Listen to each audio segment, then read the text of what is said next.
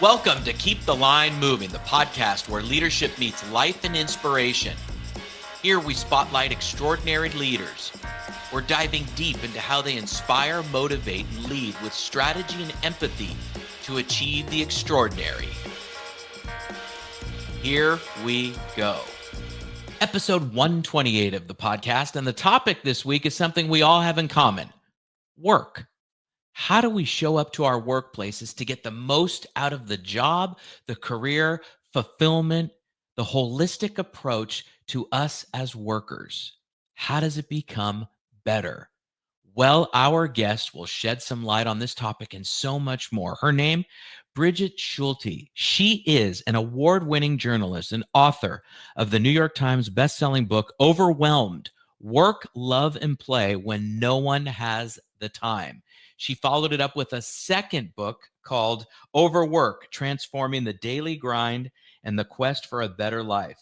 That came out in September of 2024. These titles alone probably has you wanting to get to this conversation. Just a second, we will. There's so much to talk about with Brigid. Her mission is to change the way we work, love, and play so we can all live wholehearted, joyful, good lives. We get into the nitty-gritty of what this means. Self-awareness. What does rest mean? Joy, finding joy. As Brigid will say, the fullness of our humanity in our workplaces. Gender equity. So much is part of this mission for Brigid. She will explain. And by the way, she was a staff writer at the Washington Post and Washington Post magazine for nearly 17 years. She was part of a team that won the Pulitzer Prize. And Brigid was recommended to us by organizational psychologist Adam Grant. He's also a best-selling author. I have many of his books behind me and over to my left. And we appreciate it from Adam. And we appreciate you being part of this conversation with Brigid Schulte. Okay, Brigid, it is wonderful to see you. Why don't you start off telling us about Better Life Lab's mission and how you spend your days with that organization? Oh, God, I love that. So the Better Life Lab is pretty much all it's in its name. My work is to try to make sure that everyone has access to a good quality of life. I mean, who wouldn't want to get up in the morning and that's what you work on? And so we focus on like how can we create public policies, workplace practices, cultural norms that really enable people to combine good, meaningful, dignified work with time for care, connection, family, fun, joy, How can we create those systems and how can we make it more equitable across race and class and particularly across gender? And that's wonderful. And what a great way to wake up in the morning and have that as what you're doing. So let me ask you, what does it look like? So what are the modules? What are the deliverables? How does somebody engage with what you're all trying to do and doing successfully if somebody's out there thinking, you know what, that sounds like something I need? Well, so our main mission is really through narrative change. We are big believers in phrases like the stories we tell shape the world we live in. Or one of my favorites is an anonymous quote that the shortest distance between two people is a story. And so it's really understanding the power of story in our lives to shape the way we think, to shape our institutions and our policies.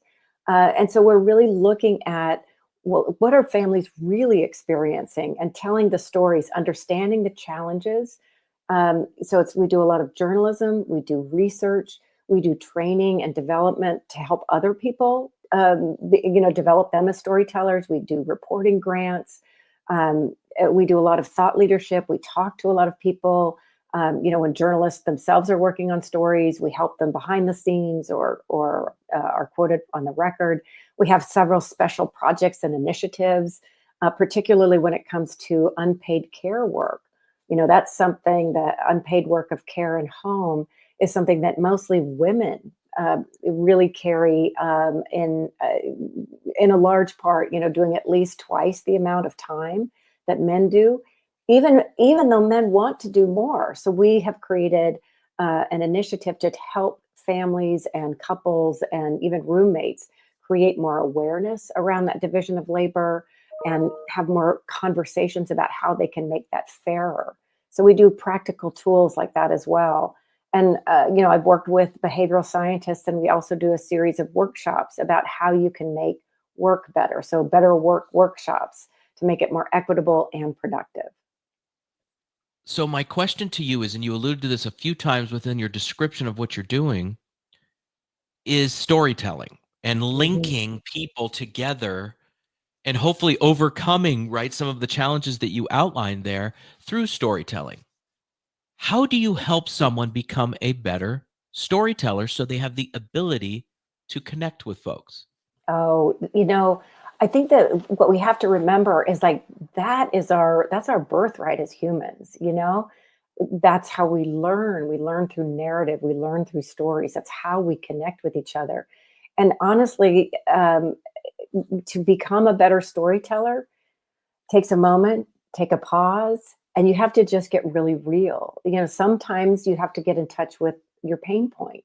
What is causing the most pain, and understand that, and dive into that. One of the things that we do is understand pain points, but then we also look for solutions. We look for the bright spots. Where is change already underway? Where is transformation already happening that we can learn from? And I think that when it comes to like putting it together, just oftentimes what we tell people as we're training them is like, imagine you're just sitting around the kitchen table with, a favorite aunt or a neighbor. And, how would you explain to them why this is important, what it's going to mean to them? And so, really kind of doing away with jargon, getting, moving away from like, kind of chat GPT polished, language, and just being really real. I think that's how you connect with other people. How much did your journalistic background help in what you do today? And then we'll get to your books, obviously, but how much did the first part of your career, you're diving into deep topics, asking questions, emphasizing curiosity, and trying to get to the root of issues. How much does that help with the work that you do now? It's instrumental. I use it every day. It's foundational to what I do. I mean, I still consider myself a journalist. I'm just not writing for the Washington Post anymore. I'm writing for a lot of different places. So, a lot of our work, we're almost like freelance journalists in a way. We're almost like independent journalists. We do a lot of our own original reporting. And then we look for like, well, who are we trying to reach? What's the audience? So I've had pieces that are kind of more service and business oriented published in the Harvard Business Review. I've had other pieces that are, kind of more general interest published in places like the New York Times or Slate or CNN. So it really depends on kind of who are we trying to reach, what are we trying to say, and what is it that they would be most interested in learning about. What was it like working for the Washington Post? I was very much looking forward to asking you that. What was that part of your career, and how do you look back on it now? It was exhausting. I mean, it was demanding, it was exciting, it was I'm grateful for having that training every day. Lots of really talented, dedicated, passionate people, really, really interested in telling true stories and holding power to account, and really being very focused on what readers and citizens need to know. I really believe that a free and independent press is a huge part of our civic life and the health of our democracy. And so it was a privilege to work there. It was I joke that it was exhausting because I had two little kids at the time, and honestly, trying to work at that high level and be the kind of parent I wanted to be is what led to my first book, where I just felt like I had no time to do either well, and I felt just pulled at the seams. And so that first book was called Overwhelmed: Work, Love, and Play When No One Has the Time. It was really about time pressure and time poverty, and why is it like that when I felt like it was all my fault, that somehow there was some failing in me, that I couldn't figure it all out. And it was really a journey to understand how there were larger systems that make it difficult, not just for me, but for everyone. And I think that honestly, that books is what launched me on the journey that's led me through the Better Life Lab to this newest book. And, it's kind of sparked this journey in trying to figure out how can we have richer, fuller, wholehearted lives. So, as you know better than anyone, right? Writing a book is a gigantic endeavor. So, from that transition, Bridget, from being a journalist at the Washington Post and the magazine and making that transition into an author, you were still working hard, right? Yeah. Going back to what you said previously about wanting to be there for your young children and having more of a, this word is a buzzword that's not accurate, balance, because it's naive for us to think that it exists. However, you just put your energies towards something else. But was it because it was on your own terms that it was easier? I'm making some assumptions here. Could you fill in the blank between that transition to becoming a published author, please? Well, sure. So, the experience of writing both books was really different. So, for the first book, I had a fellowship at New America, which helped support, me and my family. So, I was able to take a book leave from the Washington Post. And that was like a gift from God. That was amazing because then really I don't want to say all I had to do, but, I was able to focus on the book because I wasn't sure. I didn't know how to write a book. I didn't, I'd written long magazine pieces before, but that's not a book, So I was very intimidated. I was really scared. And so what this enabled me to do to have a book leave was just to think about one thing. And and oftentimes when you're on deadline, you don't have time to make more than one phone call or two or three. Then I could make 7 or 14 or whatever. There was no one to stop me. So I could continue following the journey where it took me and following my hunches. And it gave me time to listen to my intuition more. And so that was a magical time, I have to say. Now, fast forward to this latest book. Um, Now my kids are in college. Now I'm director of the Better Life Lab, and I have people who rely on me. I created the vision, I created the program, like I felt like it's not something I could step away from. So I continued working full time while I was writing a book. And so let me just tell you that is not a good idea. It's why this book took 10 years to write, because I was trying to do it and work full time and work a very fulfilling but very demanding job. And so that was tough, and when I talk about overwork, believe me, I know it because I've done it. Well said. So you just mentioned it there. So your first book came out in 2014, your most recent book in 2024, separated Yeah. by 10 years, as you just said. So you had a reader in mind for the first book, which is Overwhelmed: Work, Love, and Play When No One Has the Time. So who was the reader, the person sitting down at that, the proverbial beautiful sofa, and there's a fire going, they're reading, they're taking in your beautiful work. So who were you visualizing when you wrote the first book? And then I'd like to ask you the same question 10 years later. And I know there was a process in between. Did that same person exist, or did they morph into something different for the ideal reader and consumer of your second book? Well, I would say for both books, they're really written for a general audience. I really want to reach a lot of people, and I want to reach them in different ways and different reasons. I would say for Overwhelmed, the first book, what I really wanted was for people like me, women with care responsibilities, or really anyone with care responsibilities. I wanted them to see that they weren't alone. I wanted them to see that there were larger systems at play that made it difficult to feel like you could be the sort of the author of your life and have work life balance or work life flow or integration or whatever you wanted to call it. So I wrote that one very much with a gender lens. And I would say for the second book, again, it's the same idea that there's a lot in here for a lot of different people. And this time, I would say, who I've been hearing from is a lot of business leaders, because they have a lot of power, and in ways that I don't think that they've even realized. And this one, it really it goes deeper. There's a lot of gender equality in it. There's a lot about care, and how we're all, how we all have care responsibilities. There's this one Harvard Business School survey that I repeatedly cite, that shows that over 70 some percent of employees or workers have some form of care responsibilities. Because think about it, it's either children or more and more of us are caring for ailing or aging parents. There's, disabled loved ones we care for. And honestly, we have to care for ourselves. We're not robots, we also need time. We get ill, we get sick and we need to rest and recover. So what I really wanted to do was to help everyone have a greater awareness and a greater appreciation of how work itself is is so much of the problem when it comes to gender equity, or families being able to survive and thrive, and how we can change work to make room for care, to make room for like the fullness of our humanity.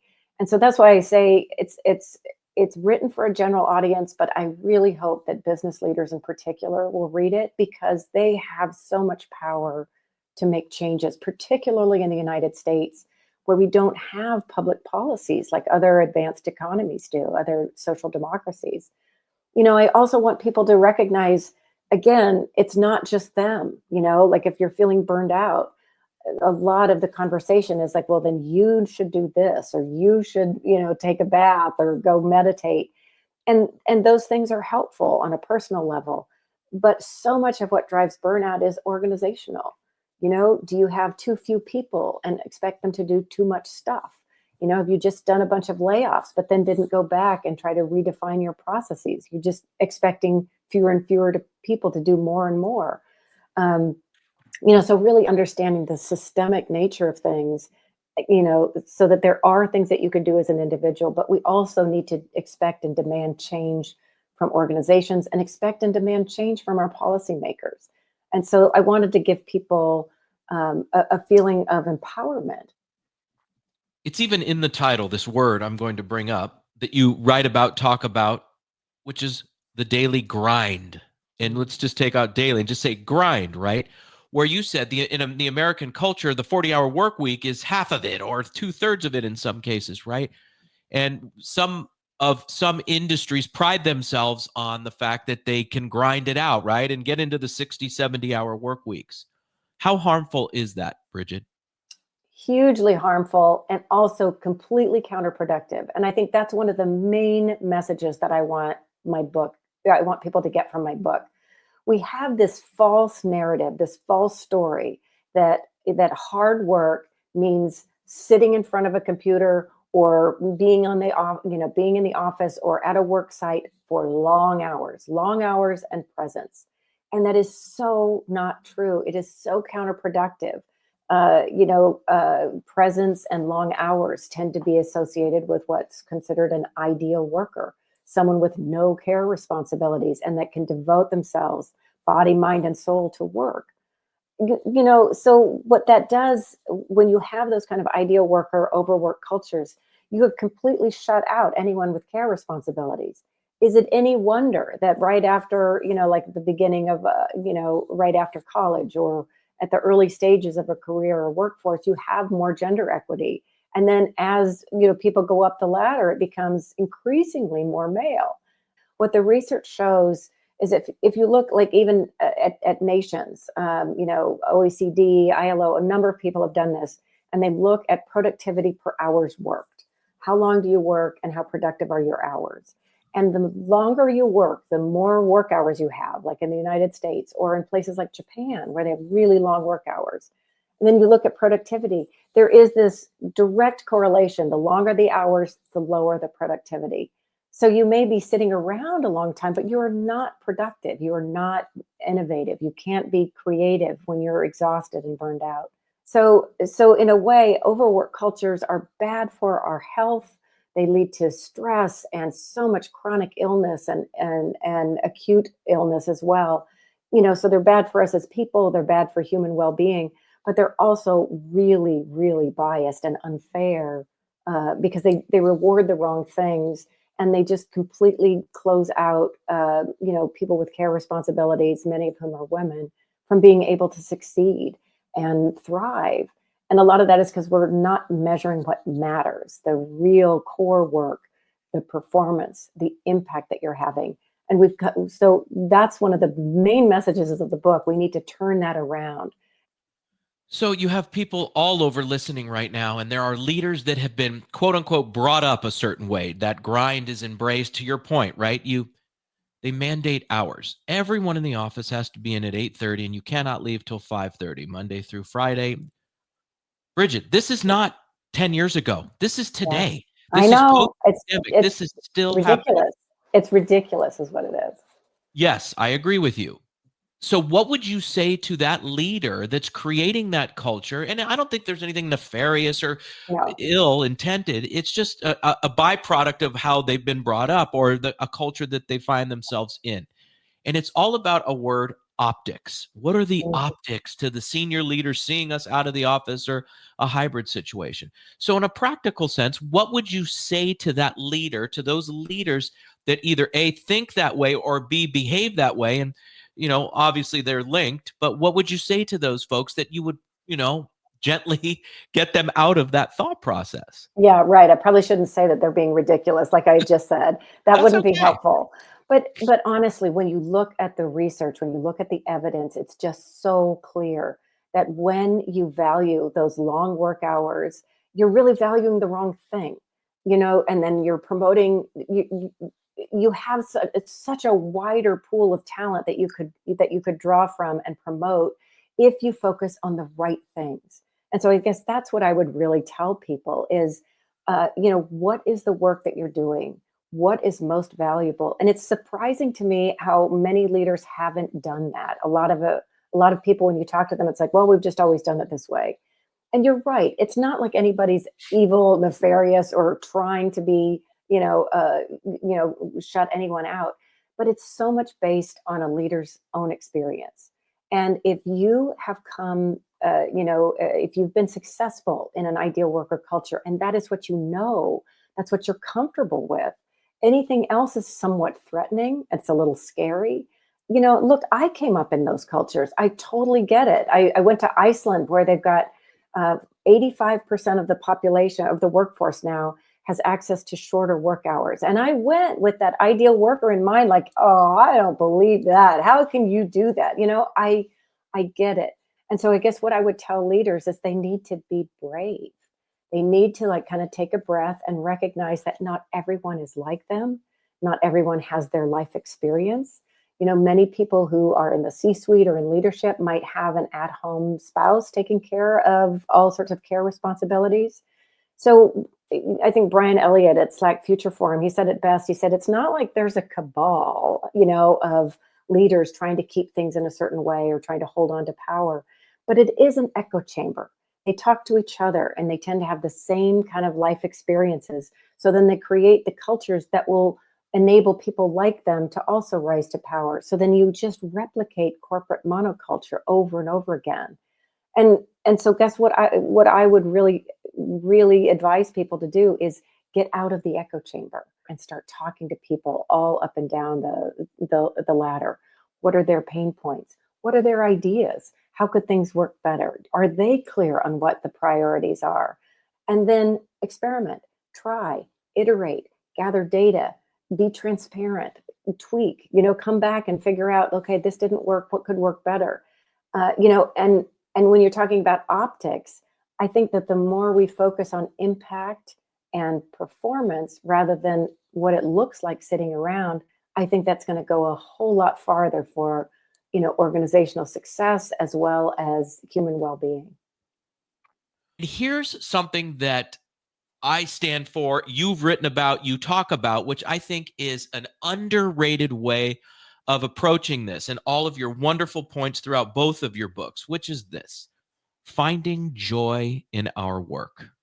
Joy is so valuable. And it's not goofing around or excessive laughter or being silly.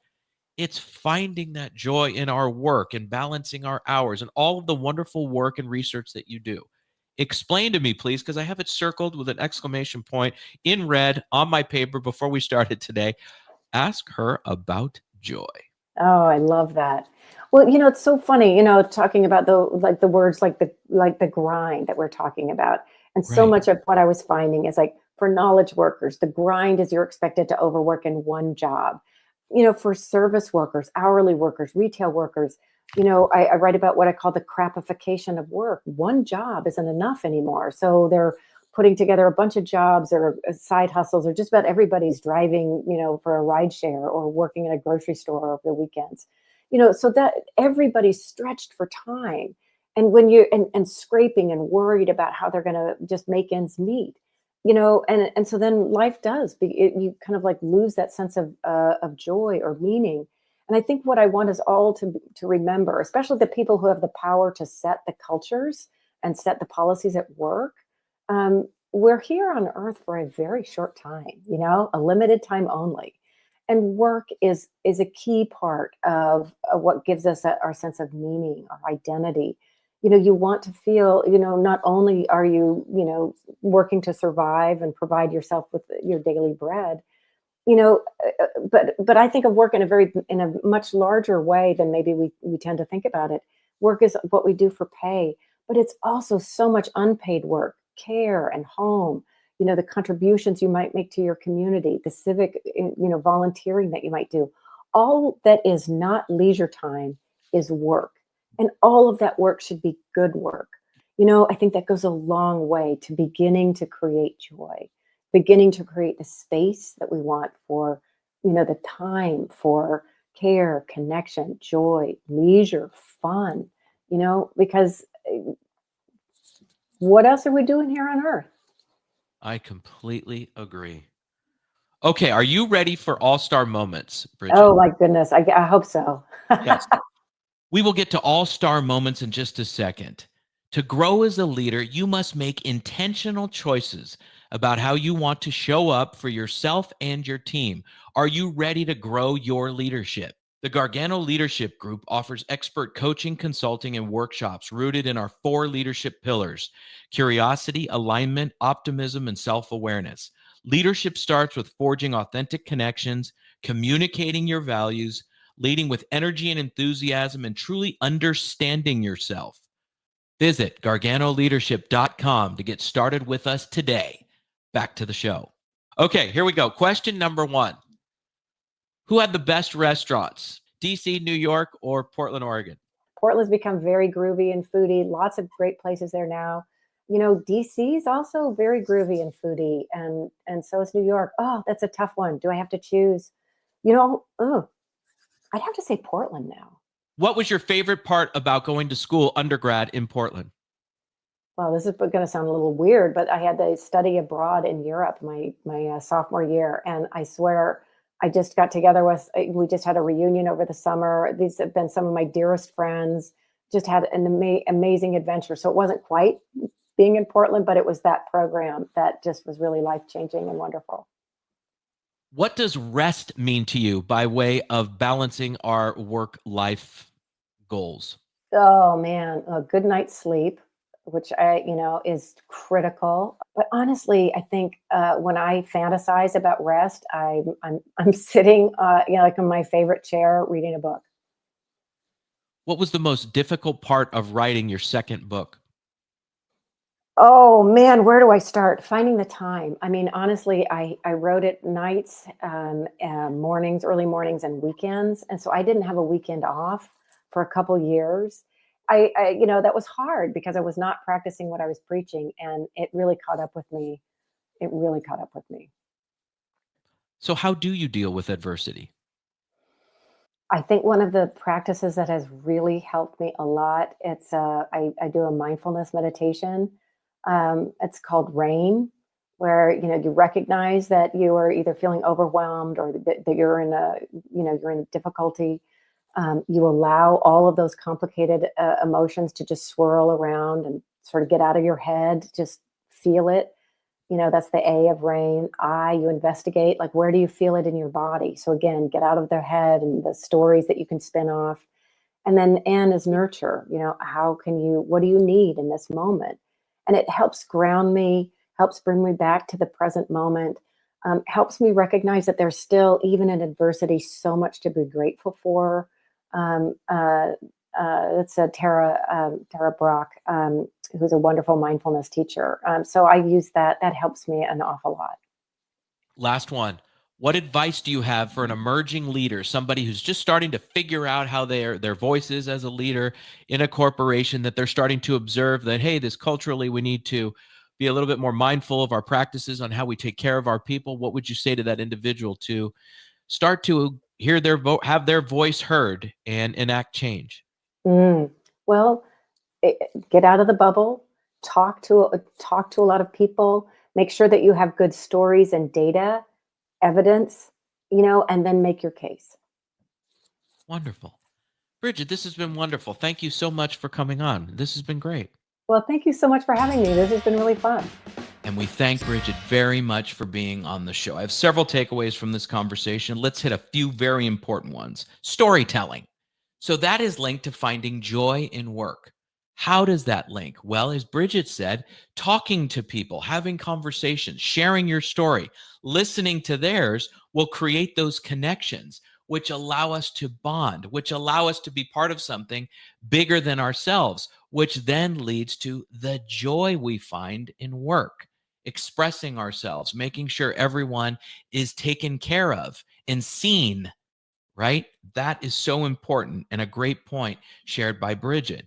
And then finally, here, look at this. Productivity is not linked to our time in the office. Our impact is most important. If somebody could do something in 90 minutes rather than 9 hours, let's be open to that conversation. People work at different paces and speeds. Mandating office hours, as we talked about, can be counterproductive. What a wonderful conversation. And we thank you for being part of Keep the Line Moving each and every episode. We'll see you next time. Thanks for tuning in to Keep the Line Moving. If you enjoyed this episode, give us a thumbs up, subscribe, and leave a review. We'd love to hear your thoughts. Most importantly, share this podcast with your friends, family, and coworkers. It means the world to us. If you have a guest recommendation, visit our website at garganoleadership.com, where you'll also find all our archived episodes. For our marketing coordinator and the producer of this podcast, Savin Narwhal, I'm Chris Gargano. Have a fantastic week, everybody.